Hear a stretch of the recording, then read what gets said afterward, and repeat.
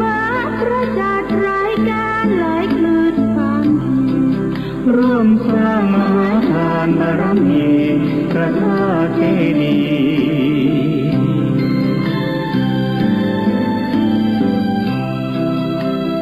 สีส้ม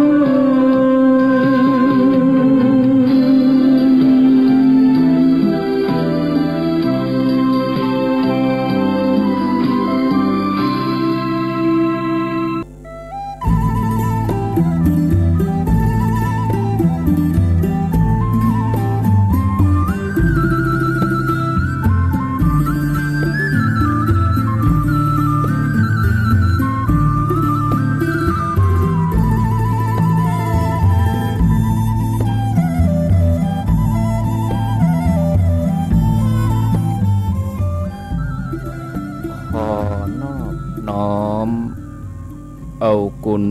พระแก้วเจ้าดังสามประการอันมีพระพุทธพระธรรมพระสงฆ์กุลพ่อกุลแม่กุลครูบาอาจารย์กุลศีลธรรมกรรมฐานจงมาปกห่มรักษาครูบาอาจารย์พระเจ้าพระสงฆ์ทุกรูปปกห่มรักษาปออกไม่ออกศรัทธาด้านสาธุชนคนดีผู้สนใจใฝ่ในธรรมทุกท่านขอถวายความเคารพแสดงความนับถือพระมหาเถระพระเถรานุเถระเจ้าคณะพระสังฆาธิการครูบาอาจารย์เจ้าที่เปิดวิทยุฟังอยู่ที่วัดที่ว่าเวลานี้จุตนจุองค์เจริญปนศรัทธาญาติโยมท่านสาธุชนคนดีผู้สนใจใฝ่ในธรรมทุกท่านขอถวายความเคารพแสดงความนับถือพระมหาเถระพระเถรานุเถระเจ้าคณะพระสังฆาธิการครูบาอาจารย์เจ้าที่เปิดวิทยุฟังอยู่ที่วัดที่วาเจริญปนศรัทธาปออกแม่ออกปอุ้ยแม่อุ้ยนักศีลนักบุญเท่าแก่น้อยใจยิงทั้งหลายได้เวลามาปะมาพบกับรายการเสียงธรรมแสงอรุณไผที่ยังบ่ลุกก็ลุกมาเห็นลุกมาได้แล้วตื่นมาได้แล้วญาติโยมท่านทั้งหลายหลับลุกเจ้ากินพักดังป่ายหลับลุกขวายกินพักดังเก้าลุกเจ้าได้หลายลุกขวายได้น้อยหลับลุกเจ้าเป็นเจ้าทั้งหลายหลับลุกขวายป่าเฮือลูกหลานเป็นหนี้เป็นค่าเน้อลุกมาได้แล้วตื่นมาได้แล้วญาติโยมท่านทั้งหลายลุกเจ้าตื่นตัวเจ้าบัวกับหันเยื่องนาพังพร้อมลุกขวายบ่ดันหนตางกีดก้อมก้าตัวบ่ต้อมปูนอายจุงเก่งเข้าไว้อย่าไปฮื้อขวายต่อหน้าสบายจำไว้เน้อเจ้าจำไว้เน้อเจ้าอรุณสวัสดิ์ธรรมะสวัสดีสวัสดียามเจ้าศรัทธาญาติโยมท่านผู้ฟังยินดีต้อนรับเข้าสู่รุ่งอรุณวันใหม่ปะกันเจ้านี้เป็นเจ้าวันผัดวันพฤหัสบดีที่8เดือนเมษายนพุทธศักราช2564วันนี้เป็นวันเดือน7เหนือแฮม11ค่ำ เดือนเจ็ดเหนือแฮม11 ค่ำพร่ำว่าเป็นวันพฤหัสบดี8 เมษายน 2564ขณะนี้เวลาตีห้า19 นาทีตีห้า19 นาทีอุณหภูมิอยู่ที่21 องศาแล้วก็ควายมาก็จะหนาว21 20แล้วก็19 18อุณหภูมิก็จะเริ่มอุ่นขึ้นในช่วงเวลา8 โมง 9 โมง 10 โมงสูงสุดก็อุณหภูมิวันนี้อยู่ที่34 องศาเวลาบ่าย3 โมงนี่อุณหภูมิร้อนวันนี้คาดหมายลักษณะอากาศก็ค่อนข้างที่จะมีแดดจ้าเนาะแดดร้อนปุ่นจะมีเมฆบางส่วนก็วันที่10 11ปุ่นศรัทธาญาติโยมต่อไปจนถึงวันที่14 15 เมษายนปุ่นอันนี้ถ้าจะมีเมฆแต่ช่วงวัน2 วันนี้ก็จะเอาครัวมาตากเอาผ้ามาตากเอาที่นอนมาตากก็เข้าใจตากไว้อย่าเนาะถ้าว่าเลยวันที่10ป่ายไปแล้วนี่ก็บางทีมันบดมืดนะอันนี้เป็นการคาดหมายลักษณะอากาศอุณหภูมิก็เย็นสบายเนื่องจากว่า 2-3 วันก่อนนั้นก็ฝนตกลงมาทั่วเลยโดยเฉพาะส่วนภาคเหนือเฮานี่ฝนตกทั่วไปก็ทำให้อากาศที่ร้อนอบอ้าวนั่นก็ลดอุณหภูมิลงมาจาก40 38 39 องศาก็เหลือ20ปลายจัดดีญาติโยมควันไฟกา PM 2.5 กาควันที่มันปกคลุมที่มันมัวอุ้งจุ้งนะมันก็หายไปจัดนักเลยหายไปเกือบ100%เลยอากาศดีขึ้นศรัทธาญาติโยมโอ้มันอยู่ที่ฝนแต่เนอะอันยังก็จังเนาะฝนตกลงมาชำระล้างมันมดมันใหม่ถึงดีแต่ฝนจากฟ้าตกมานี่หมูสัตว์กาผักกาต้นไม้ใบหญ้าก็เริ่มที่จะป่งเขียวเนาะแหมติดหน้านี่ติดช่วงปีใหม่เมืองนี่โหต้นไม้ใบหญ้าเขียวจุ่มพอจังใดก็ม่วนตาเนาะบ่แห้งแล้งเหมือนเก่าก่อนเมื่อก่อนพอดอยนี่มาหันนะไปเดี๋ยวนี้พอไปโอ้หันดอยชัดวันนี้ที่เข้ารายการจ้าก็เนื่องจากว่าจะอยู่ด้วยกันยาวไปจนถึง7 โมงเว้นเฉพาะเมืองฝางกับที่ฝ่ายหินแต่ที่อื่นนั่นก็อยู่ด้วยกันยาวไปเลยถึง7 โมงเนื่องจากว่าวันนี้ท่านสมชาติเปิ้นติดภารกิจสมชาติถึง2นะท่านสมชาติที่เมืองปานเปิ้นก็ไปเปิ้นเดินทางไปปฏิบัติงานต่างจังหวัดก็บ่สะดวกในการที่จะจัดรายการแล้วก็ท่านมหาสมชาติที่อยู่เวียงปะเป้าเปิ้นก็รู้สึกว่าเจ็บหัวเนาะอากาศมันเปลี่ยนก็เลยบ่สะดวกที่จะจัดรายการ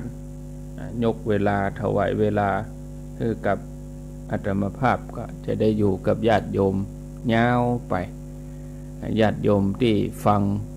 เป็นประจำก็วันนี้ก็แจ้งบอกไว้ในรายการท่านมหาสมชาติเปิ้นก็ขออนุญาตไปก่อนอาตมาก็ประคับประคองเวลาแทนไปมนุษย์เฮาทุกคนล้วนปรารถนาความสุขแต่ก็บ่ฮู้ว่าความสุขที่แท้จริงอยู่ที่ไหน จะเข้าถึงโดยวิธีใดองค์พระสัมมาสัมพุทธเจ้าพระองค์ทรงค้นพบว่าความสุขที่แท้จริงนั้นเกิดขึ้นเมื่อใจหยุดนิ่งแต่ในการฝึกใจให้หยุดนิ่งญาติโยมทั้งหลายจะหยุดอย่างใดปฏิบัติอย่างใดเพราะว่าเฮาทั้งหลายบ่คุ้นเคยบ่เคยกับการฝึกใจฝึกกายนี่ได้ง่ายเปิ้นเฮ็ดหยังก็หยังเปิ้นเฮ็ดเตียวก็เตียวเฮ็ดลุกก็ลุกเฮ็ดนั่งก็นั่งเนี่ยซ้ายหันขวาหันเนี่ยกายเฮานี่ฝึกง่ายแต่ใจนี่ฝึกอย่างใดญาติโยมทั้งหลายเฮาคุ้นเคยกับการปล่อยใจให้เกิดในเรื่องราวของคนสัตว์สิ่งของธุรกิจการงานการห้ำเรียนศึกษา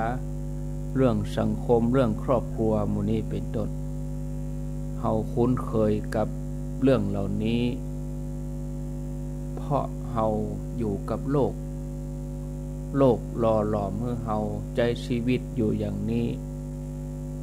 เฮาก็จะต้องปะแต่ปัญหาปะแห่งกดดันฉะนั้นก็ต้องหาวิธีแก้ปัญหาโดยสติโดยปัญญาฉะนั้นญาติโยมใจบางทีมันบ่ล่ำที่จะนิ่งบ่ล่ำที่จะหยุดเพราะว่ามันบ่เคยหรอกจะนอนก็ยังกึดอยู่ลุกมาเมินตาก็กึดอยู่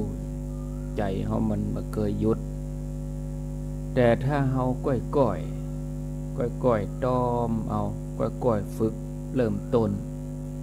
อย่างญาติโยมเขาตื่นเจ้ามาสวดมนต์ไหว้พระฟังธรรมะนี่ก็เป็นการต้อมใจประคับประคองเอาใจของเฮามาต้อมอยู่กับธรรมะเนี่ยมันก็ฝึกฝนไปบ่ยากใหม่ๆนี่มันอาจจะยากมันยากอยู่ที่เฮากึดมันก็เลยยากเฮากึดยากมันเลยยากที่จะกึดที่จะทำญาติโยมท่านทั้งหลายวันนี้จะนำเรื่องราวของการที่จะเอาสิ่งที่มาต้อมจิตต้อมใจของเฮาผู้ฮื้อย่อมเป็นที่ฮักเอาการเสียสละแบ่งปันของเฮานี่ก็ได้มาเป็นตัวต้อมใจนะคนที่ฮื้อคนที่มีจิตเมตตาย่อมได้รับการยอม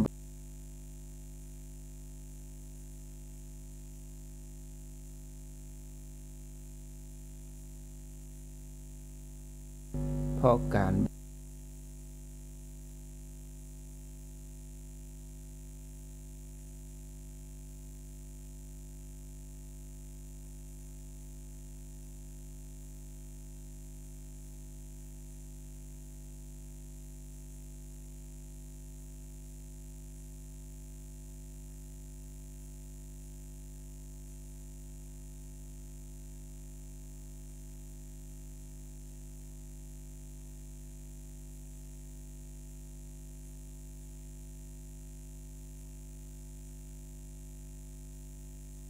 มันเป็นสิ่งที่ยึดเกาะอยู่ในใจเมื่อมันหลุดหล่อนออกไป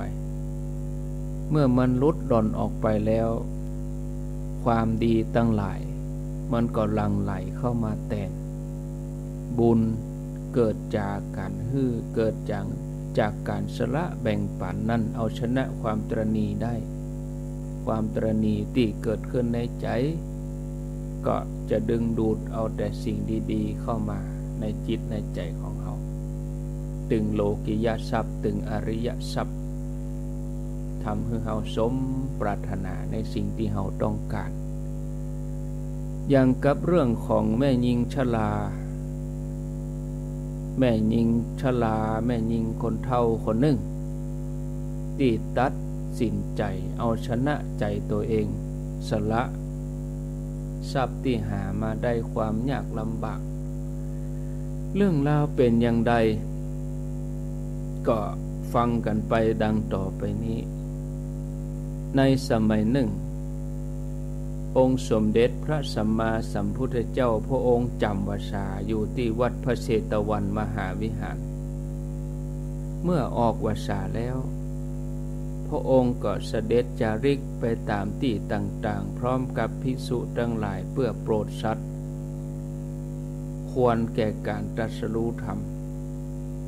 เมื่อเสร็จสิ้นศาสนกิจพระองค์พร้อมกับหมู่สงฆ์ก็เดินกลับมาที่กรุงสาวัตถีเจ้ากรุงสาวัตถีต่างก็ฮู้ข่าวการเสด็จมาของพระพุทธเจ้าพร้อมกับสาวกเจ้าบ้านทั้งหลายก็เลยจักจวนกัน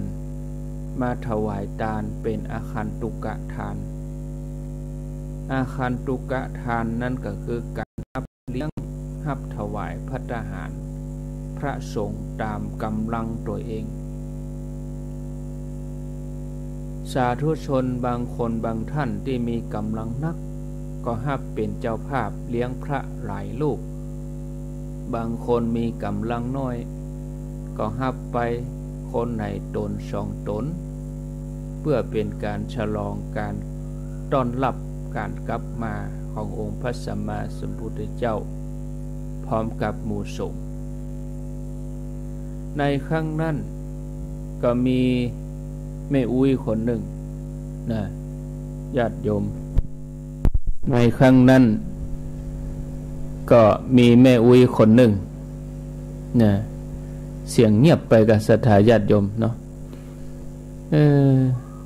ไม่นี่อย่างใดนี่ดักไปจัดเมินกันนี่ได้ยินกันก่อนได้ยินแต่ว่ามันอันศรัทธาญาติโยม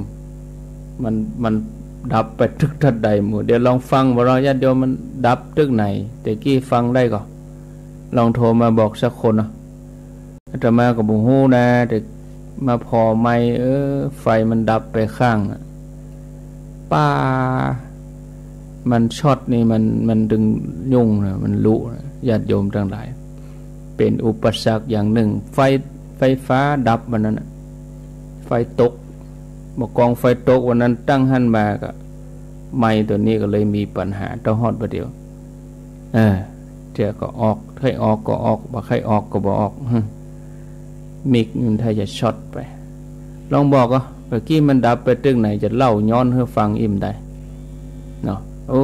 ขอบคุณที่ให้ความร่วมมือเจริญปนครับผมกับภาษาครับดับเน้นลักดับตึกไหนครับมันไม่ได้ดับแต่ว่ามันก่อยไปมันเบาไปเนาะครับมันเบากับบักกรอเทพแล้วเนาะครับบักกรอแล้วแต่ว่ามันก็ได้ยินทีนั่นนะแต่ว่ามันเบากว่าประเดี๋ยวนี่มันแบบออกเต็มที่เนาะครับมันออกเต็มที่เข้าใจอยู่เนาะอันกับบัญย้อนหลังแล้วนะว่าไปเลยเนาะเน้นหลักนี่ยืนยันเอาขอเสียงรับรอง ขอเสียงรับรองหน่อย 0998366322 กำลังจะเล่าเรื่องราวนี่เสียงเบาไปว่าญาติโยมก็ให้เร่งวิทยุโดยหานี่เบาไปมันเป็นตาที่อาตมาเพิ่นบ่ใช่เป็นตาสถานีเพิ่นเป็นตาที่ต้นเพิ่นเป็นที่ต้นเสียงคือเครื่องอาตมาเพิ่นเอาเสียงรับรองอีกหนึ่งเจริญปนอาจารย์ครับอันนี้ปกตินะครับ89 กับปกติครับมีเบามีแรงไหมครับครับไม่เบาไม่แรงเสมอกันนะครับผมครับขอบคุณครับไว้สาครับพระคุณเจ้า2ขอเสียงรับรองที่เป็นฆราวาสสักคนหนึ่งก็ได้จะเล่าต่อละเดินปนไว้สาครับน้องเบลรับรองว่าตะกี้ที่เสียงก้อยไปอย่างที่มีในรากว่านะครับอันนี้ผู้เป็นเอกในการฟังครับตอนนี้ดีแล้วครับตอนนี้ขอบคุณมากไว้สาครับอัลโหลเอาละเนาะอินดูเพิ่นกดปิดตันมาเถอะเอาเจริญปนตะกี้ กี้มันเสียงเบาไปท่านพระครูเจ้าเดี๋ยวนี้ดีแล้วบ่เดี๋ยวนี้ชัดเจนดีแล้วมันเบาตึกไหนอ่ะเริ่มตัดใดที่มันเบาอ่ะตัดที่ท่านพระครูได้สักกึ่งเกิงนี่คือมันเจ้หูเนื้อหาใจความเหรอต้องเล่าต้องอู้ด้วยกันอู้ว่าเล่าถึงตัดได้อีกค่ะเกิงนี่มันหมูเกิงยังได้หมูนี่กาเป็นยังเป็นอย่างมันเบาไปแต่ก็อันบัญย้อนแล้วนะเอาขอบคุณรับรองมา2-3ท่านเล่าต่อไปเลยเล่าต่อไปว่าศรัทธาต่างคนก็ต่างนิมนต์พระไปเลี้ยงคนที่มีกำลังนักก็ฮับไป2 ตน 3 ตนนะเพื่อเป็นการฉลองกันปิกมาของพระพุทธเจ้าคือดีใจนะครั้งนั้นมีแม่หญิงชราคนหนึ่งหันคนใจบุญเปิ้นตาลเปิ้นไปนิมนต์พระมาต่างคนก็ต่างตกแต่งดาเกียมครัวกันมีปีติเบิกบาน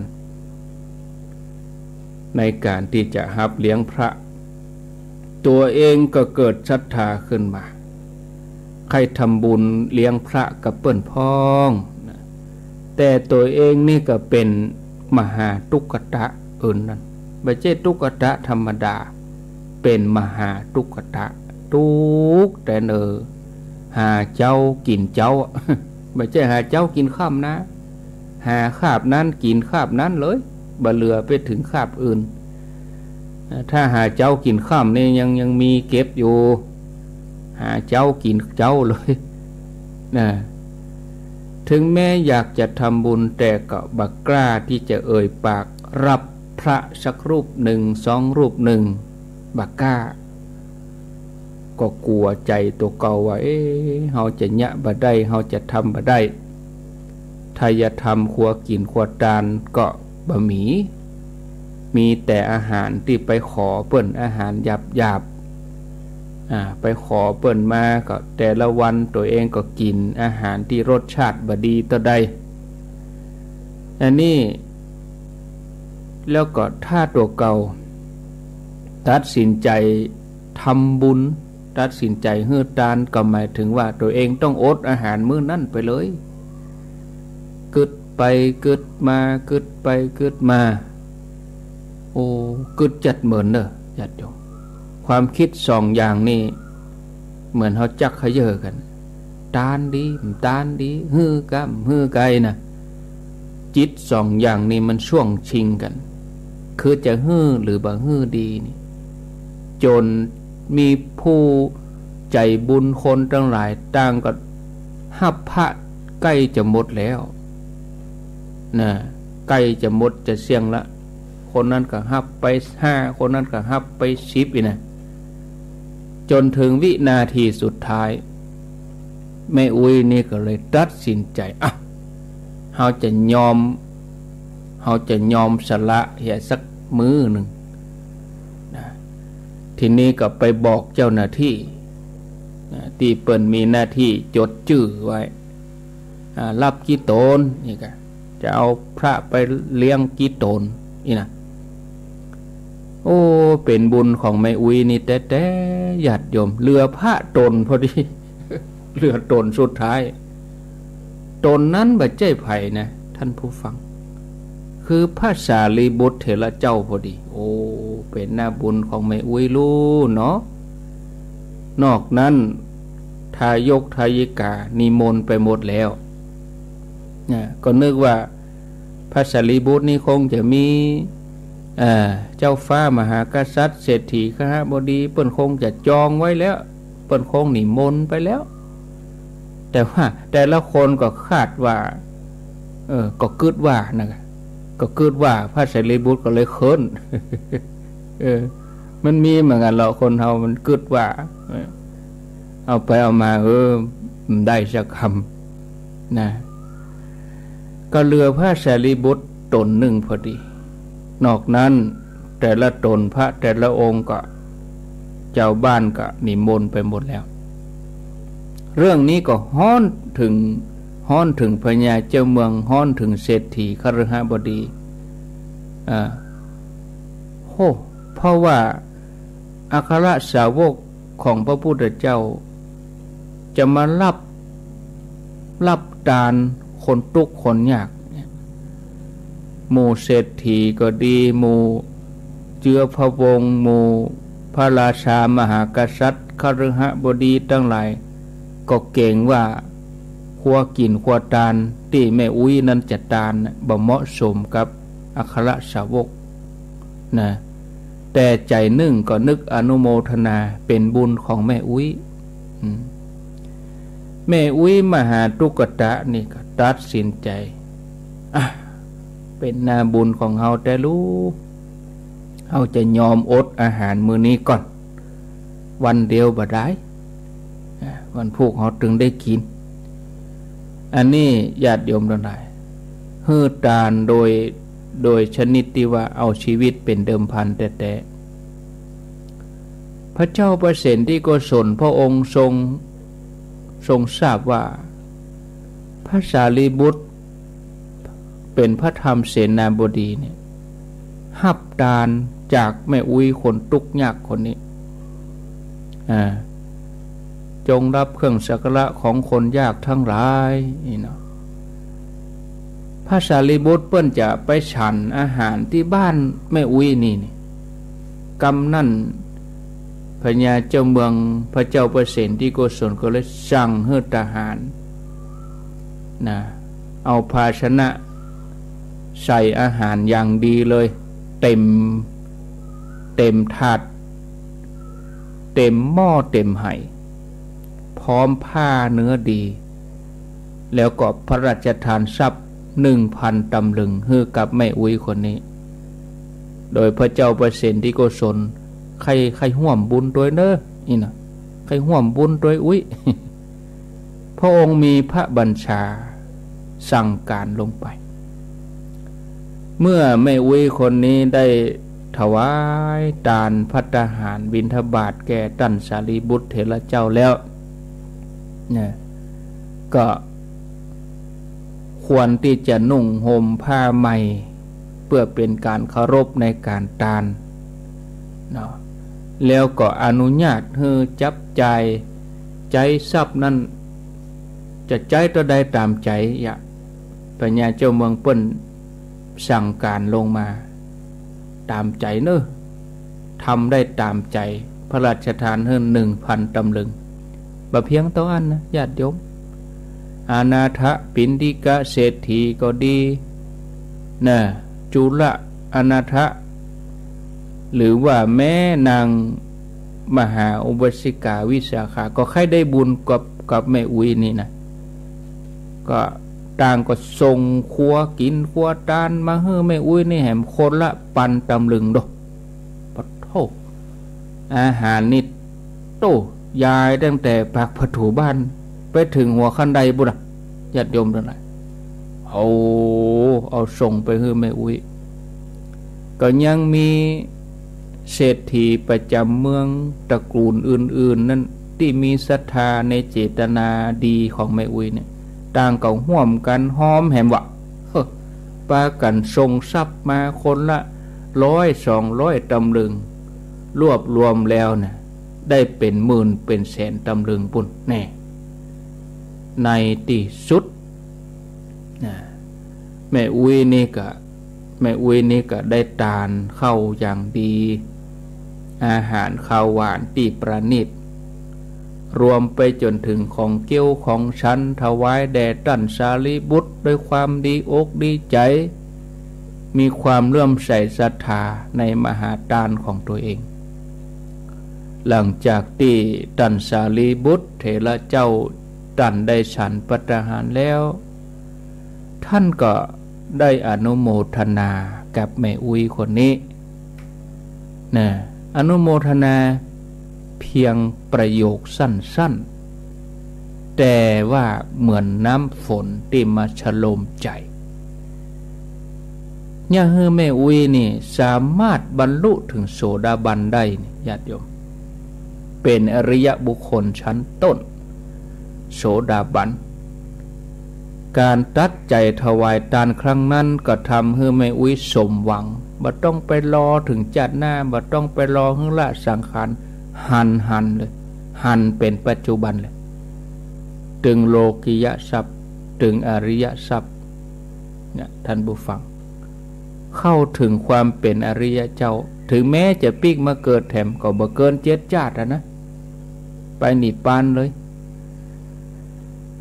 จากเรื่องราวที่เล่าให้หมู่เฮาเจ้าข้าทั้งหลายได้ฟังเฮาจะหันว่าผู้ฮื้อย่อมเป็นที่ฮักผู้ฮื้อนี่บ่มีกรรมว่าอดอยากเพียงแต่รอจังหวะบางทีเปิ้นก็ทดสอบบารมีเฮาทดสอบความตั้งใจเฮาทดสอบขันติเฮาญาติโยมเคยฟังเรื่องของ ขออภัยฟังเรื่องของโพธิสัตว์เจ้าทั้งหลายที่พอจะนึกได้บางทีสะบักสะบอมก่อนนะบางทีน้องตายพุ่นนะเปิ้นจะมาโพดคือนะอย่างเฮาทั้งหลายเมาอี้นะเฮาเมาอี้นี่โอ้บันเนาเนอะบันเนาเตื้อบ่ได้เศษเสี้ยวของเปิ้นพระพุทธเจ้าของเฮาตอนที่เปิ้นปั่มเป่งเป็นโพธิสัตว์เอาอย่างพระเวสสันดรเนี่ยโดนไล่ออกเมืองพุ่นน่ะต้องไปตุกไปยากเนี่ยมึงก็ญาติโยมอยู่ป่าอยู่เขาพุ่นน่ะพระเวสสันดรนี่โอ้ต้องอดต้องอยากโลนี่เปิ้นทดสอบบารมีเฮานะแต่ถ้าถึงจังหวะเวลาก็ยังมะม่วงนั่นแหละถ้าปั่มเป่งเต็มที่ถ้าสุกแล้วมันต้องโลนจากควนน่ะเนาะญาติโยมทั้งหลายที่นี่ก็ท่านผู้ฟังเฮาพิจารณาเอาว่าการที่เฮาได้เกิดมาเป็นมนุษย์เป็นคนกระเปิ้นจาดเนี้ยขใจแข่งกับเวลานี้จะไปชักช้าตื่นเจ้ามาก็ปฏิบัติไหว้พระสวดมนต์ค่ำมาก็ปฏิบัติไหว้พระสวดมนต์มีโอกาสก็ทุกเช้าใส่บาตรทำบุญวันศีลวันพระก็อย่าละอย่าขาดนะเกิดมาเป็นคนถือว่าได้โอกาสดีที่จะสร้างความดีคนเฮานี่มันประเสริฐนะประเสริฐกว่าสัตว์ทั้งหลายนะตั้งแต่เกิดถึงตายนะแต่คืนไปบรรยายไปเทศน์บรรศพงานเขาดำก็ให้โยมเขาฟังอย่างเงี้ยนะคนเฮานี่มันต้องสร้างบารมีนะมันไม่ใช่เหมือนสัตว์ทั้งหลายขอโทษเนอะเป็นแมวเป็นมาตายก็ตายบ่ได้บางทีตายกลางถนนเขาย่ำลากเอาไปขว้างรถย่ำแล้วย่ำแหมแล้วแฟ้นเน่าคำถนนแห้งติดถนนนั่นแหละคนเฮาตายนี่เฮายังเอามาบำเพ็ญบุญเอาศพมาตั้งนิมนต์พระมาสวดมาอย่างอุทิศบุญเพราะว่าเฮาคิดถึงบุญปุ่นล่ะเนาะเอามาพอสัตว์ทั้งหลายยิ่งแน่นี้แมงเม่าแมงมันบินมาเฮามาหั่นเขาก็แต่อันน่ะมันก็บินมาตอมไฟอยู่ตรงบนก็บินไปก็บ่ฮู้ว่าเป้าหมายตัวเองคือหยังตกตั้งลุ่มก็โดนกบโดนเขียดท่ากินโดนอึ่งท่ากินบ่ได้ใช้ชีวิตกุมวันสักกรรมเกิดมาก็ไปตายมนุษย์เฮานี่เปิ้นฮือช่วงชีวิตฮือยืนยาวหมอกอี้นะจะไปประมาทว่าตัวเองจะอยู่เป็นอมตะเนอะมีไผจะอมตะในโลกนี้นะเมื่อเฮาอยู่ในสภาวะที่พอจะหยิบยื่น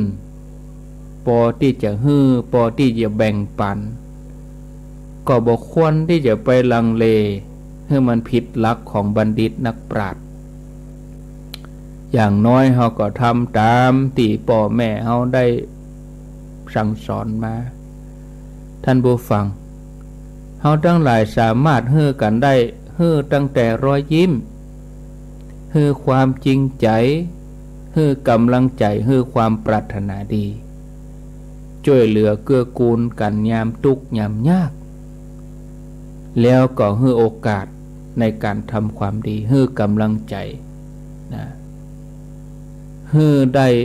ตึงมดตึงมวลเนี่ยเฮาก็มาเกิดถึงว่าเพื่อจะได้บุญต่ออันบุญนี่จะเป็นเสบียงติดตัวเฮาไปทุกที่ทุกภพทุกชาติตลอดจนถึงมาชาติสุดท้ายเฮาก็จะได้บรรลุมรรคผลนิพพานเข้าถึงที่สุดแห่งธรรมในภายใต้ห่มเงาพระพุทธศาสนาฉะนั้นท่านผู้ฟังบ่ควรประมาทบ่ควรเป็นคนตระหนี่บ่ใจขี้จี้ตั้งแต่แฮงเปิ้นประกาศบัดเดี๋ยวนี้วัดจะมีงานนึกพระเนนเปเลอะเปเตอย่ำเพี้ยวจะไปกึดอย่างนั้นพระเนนบัดเดี๋ยวนี้มันเขี่ยมไปติ๊กๆบางวัดก็มีตู้หลวงตนเดียวศรัทธาเขาช่วยกันแปลงอันนั้นก็ให้แปลงอันนี้ก็ให้แปลงเสนาสนะจนเต็มกลางควงวัด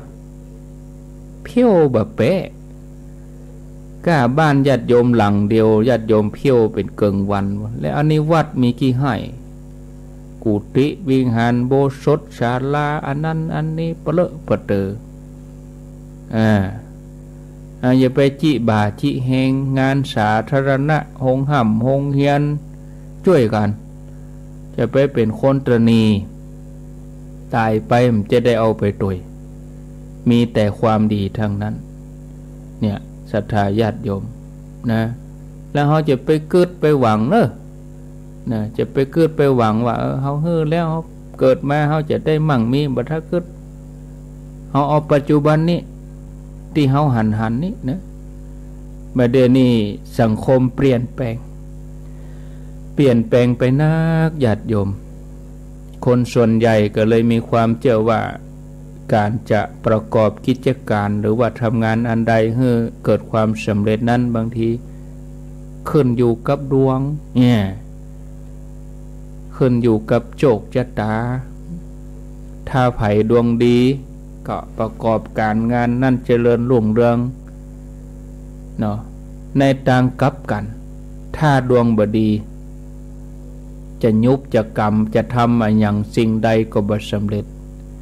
ฉะนั้นก่อนตัดสินใจสักอย่างหนึ่งบางคนก็ต้องล่นเสาะหาเพื่อความมั่นใจก็ถือว่าเป็นเคล็ดอย่างหนึ่งนะก็ตามใจแต่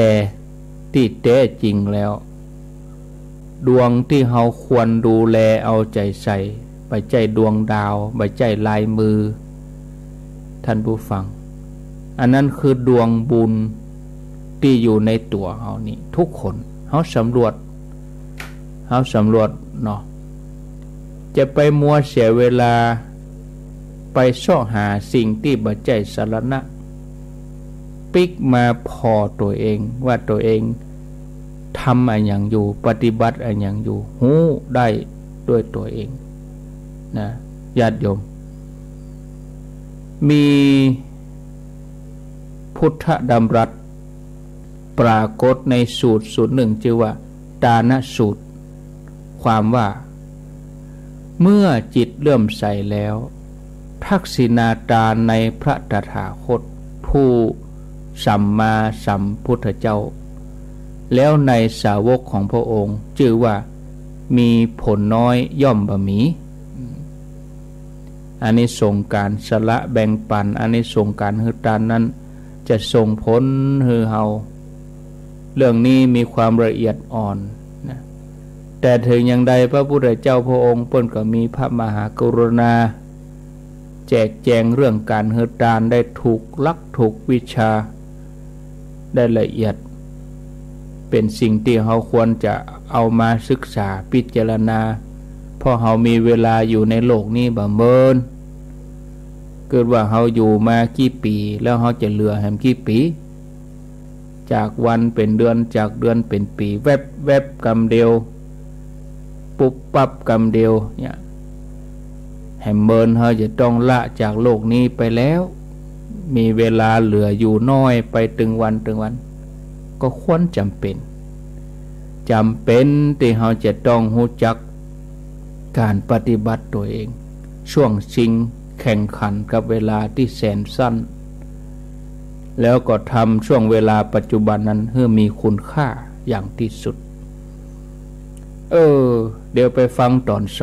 2พอเวลาแล้วมดลงไปก็ลาที่ 104.5 นี่ก่อนเนาะ 104.5 สถานีวิทยุวัดฝางหินแล้วก็ลาเมืองฝางก่อนเนอะที่อื่นๆอยู่กันก่อนมาได้หนีไปไหนเดี๋ยวมาเล่าต่อบอกว่าจะเป็นตังเวียงเป่าเมืองน่านบอกว่าจะเป็นตังในเวียงก็ฟังได้อยู่ล่องไหลซ่อหา 89.50 บ้านทุ่งเรดิโอแล้วก็น่านฟ้าเรดิโอล่องไหลพอเนาะฟังต่อเนื่องไปแต่ก็เคารพกติกาเงื่อนไขรายการต่อไปเปิ้นมารอท่ารายการ104นี้จะเป็นหลวงพ่อพระครูวิสิตศิรพรวันใดท่านพระครูหลวงพ่อเปิ้นปฏิบัติศาสนกิจมาเน็ดเหนื่อยเปิ้นก็ลาพัก